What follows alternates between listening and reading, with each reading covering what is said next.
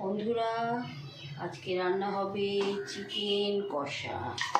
এই তেজপাতা, দারচিনি, লবঙ্গ দিয়ে দিলাম। এবার এই পেঁয়াজগুলো দিয়ে খুব ভালো করে ভেজে নেব। বন্ধুরা, আজকে রান্না হবে চিকেন কষা। আজকে রান্না হচ্ছে চিকেন কষা। এতে সমস্ত আদা, রসুন পেস্ট, জিরে বাটা, লঙ্কা বাটা সমস্ত কিছু দিয়ে ম্যারিনেশন করে রাখা আছে। আর এখানে পেঁয়াজ ভাজা হয়ে যাচ্ছে।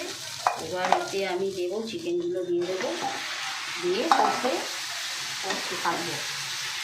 10 মিনিট মতো কষা করবো, তারপর ফিরে আসছি।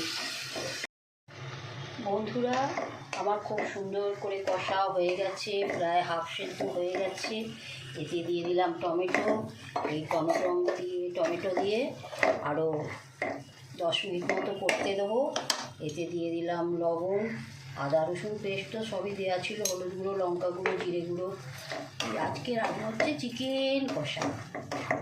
এবার এটা 5 মিনিট রান্না করতে দেব। বন্ধুরা, আমার চিকেন কষা খুব সুন্দর করে হয়ে গেছে। এটা রুটি, পরোটা, লুচি দিয়ে ভালোই খেতে লাগবে। ট্রাই করবেন প্লিজ, কমেন্ট করবেন।